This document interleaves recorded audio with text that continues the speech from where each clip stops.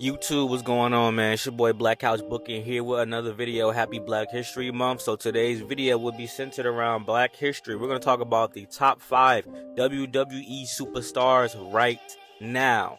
This is my opinion, of course. If you're new to the channel, like, comment, and subscribe.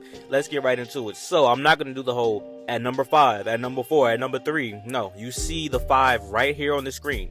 These are the current 5 that have the most buzz, that are doing the most things noteworthy of talking about in this video.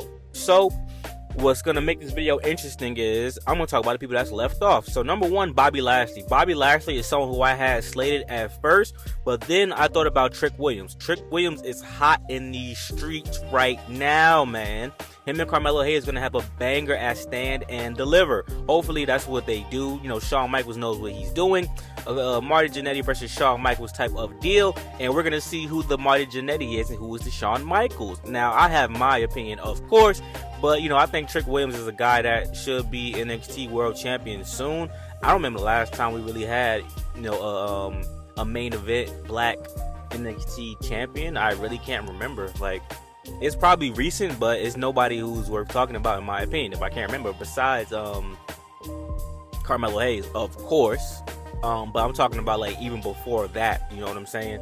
And on the other hand, Carmelo Hayes is a guy that's going to be on the main roster soon enough. You know, him, Braun Breaker, Grayson Waller, Austin Theory are the 4 pillars of the future, in my opinion. So I really think, you know, these guys are going to take over. But yeah, Bobby Lashley, man, he's not really doing much with the Street Profits, and it's really frustrating for me personally. So that's why I didn't put him on this list. And of course, Montez Ford. Montez Ford isn't doing anything. Obviously, he just got in the storyline with the Final Testament, but I think the Final Testament is going to benefit from this storyline more than Bobby Lashley and Angelo Dawkins will, because this is really helping Karrion Kross out a lot. But I don't see how they come out on top from this, even if they get a win, because then people are going to focus on, you see, they ruined Karrion Kross again. So the Final Testament has to get the win. I think you should have just went full heel with these guys when you had the chance, you know what I'm saying? I know it's hard because the fans like them and stuff like that, but you could have made them a heel. Like, you could have had them beating up on Cody Rhodes or beating up on Chad Gable and Otis, something.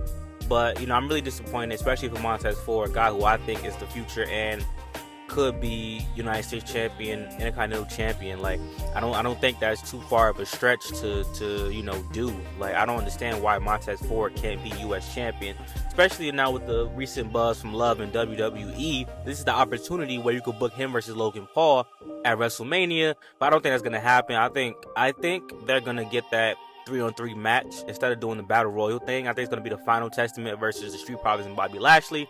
And of course, we'll see interference from Scarlett and B-Fab, even though I think B-Fab changed her name. I forgot what the name was.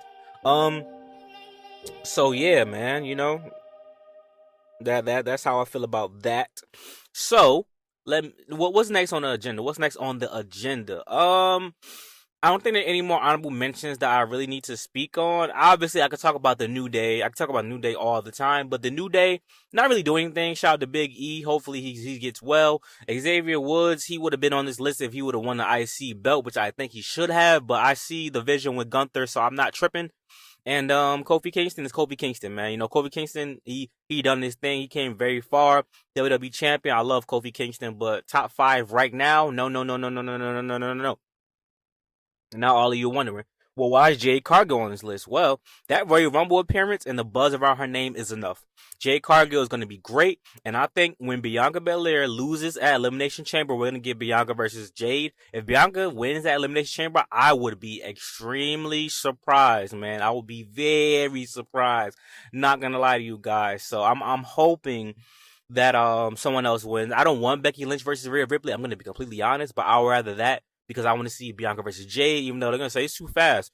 Well, we brought Jade Cargill here for a reason, right? To get new viewers, to get new buzz. So why not just do Jade Cargill versus Bianca Belair? That's the ultimate match that's not for a title at WrestleMania. Let's do that. Let's make WrestleMania. This is the biggest WrestleMania, right, Triple H? So Jade Cargill versus Bianca Belair is the match to make. Bianca Belair, what else can I say? She's the golden girl. She's the number one. but WWE loves her, and a lot of fans. She's boring. She's this and that. It's like I said. It's like a Caitlyn Clark and an Angel Reese type of vibe that I'm getting from the fans. How can Bianca Belair be boring and this and that and this and that? And I love Rhea Ripley, but Rhea Ripley hasn't had the greatest title run in the world, in my opinion. Like, some of her defenses weren't all that, the stories weren't all that in the defenses, which isn't her fault. But like, we're gonna act like she has a drastically better run than Bianca Belair. Rhea Ripley had the benefit of having the Judgment Day. The Judgment Day has helped make her run better than what it could have been if she wasn't in the Judgment Day. So let's not act like Rhea Ripley has had a flawless title run. Let's act like Liv Morgan didn't have a flawless title run. Like, let's not do that. Let's be fair. These runs haven't been great for any of them because of the creative. So let's keep that same energy for everybody. But Bianca Belair is a great athlete. I like her in-ring work. The only thing I don't like about Bianca Belair is sometimes with her body language, she predicts the spots, and a lot of women do this. Don't get me started on AEW. But in the WWE, a lot of women do this. Like, their body shows you that the spot is about to come rather than doing it naturally, but that's because they're not trying to get hurt, which is understandable. It's been a lot of injuries, so I can't be mad at that. But like, let's not act like Bianca Belair is trash. Like, y'all gotta cut that out, bro. It's annoying, and I don't want to say it's because she's a black woman, but sometimes I gotta read between the lines, bro, because y'all don't say nothing like that about these other women who wrestle like absolute dogs. I'm not even gonna curse today. Um, owl, who. So, R-Truth, entertaining. Came back out of nowhere, and the Judgment Day stuff is fresher than it has ever been. I love the Judgment Day. The Judgment Day will never get old for me, but I see why it could get old for other people, because I think Dominic is the top heel in the company. I think Damian Priest needs to cash in at WrestleMania, and I think Finn Balor is an all-time great, in my humble opinion. And, Rhea Ripley is mommy. Mommy is always on top. So I have no complaints about what the Judgment Day are doing. But R-Truth has spiced it up even more, and shout out to JD McDonough. He deserves a little bit more respect, in my opinion. He's a very good wrestler, man. Y'all be giving the small guys, quote unquote small guys. These guys are taller than most of us, but y'all be giving them too much of a hard time, bro. But R-Truth is comedic gold. And he does this on the fly. No one is writing this for him. I hope you guys know that all the stuff that R-Truth is doing on the mic, he is doing it. The Tom and Nick, no one came up with that. I promise you, no one came up with that. I promise you, R-Truth came up with that. Like R-Truth is really killing it. He's pitching ideas to creative, and they're like, yo, that's hilarious. So shout out to R-Truth, man. He deserves to be on this list. He's top 5 right now. His merchandise is selling. Like, R-Truth is killing the game, man. Getting paid to have fun and do what you do, and you're 50 years old. Man, that's the life that we all want to have, man. So I'm really happy for R-Truth, sincerely, man.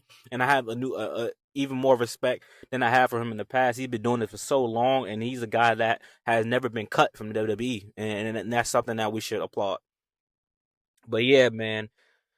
Should Montez Ford leave WWE? I want to say yes, but I know that's not going to happen. Number one, because Montez Ford and Bianca Belair have a relationship. You can see it on screen.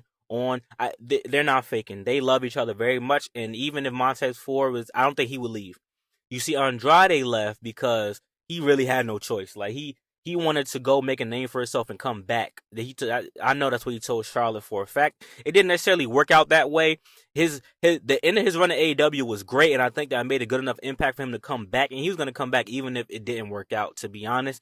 But Montez Ford, I think if he left, I think he would do what Mustafa Ali is doing right now, which is bringing a lot of buzz to independent circuits. And then Montez Ford would probably go to a big promotion like AEW, or he would go to TNA, and he would make some buzz, and he would get a singles championship. But he's not going to leave. But I think he should. But I wish contracts were shorter, like do it for a year or two. But that's not how they be trying to have you for like 4 years, bro. So I wouldn't want him to see him gone. But the Street Profits aren't doing anything. Angelo Dawkins is cool with being in a tag team. I don't think Angelo Dawkins is there to do his job, man. He don't care about being a singles guy. So I think you should have brought Omos into it. Instead of Bobby Lashley being the leader, you have Montez Ford be the leader. and Angelo Dawkins and Omos become a tag team. I think that would have been the best case scenario in my opinion. But it is what it is, man. Let me know what you guys think though. Like, comment, subscribe. I hope you guys are doing well. And I hope everybody has a lovely and blessed day. And you guys like this video and check out my last 2 videos. I gave y'all a double upload yesterday, man, because a lot is going on. Like, comment, subscribe. I'll talk to you guys later. Peace.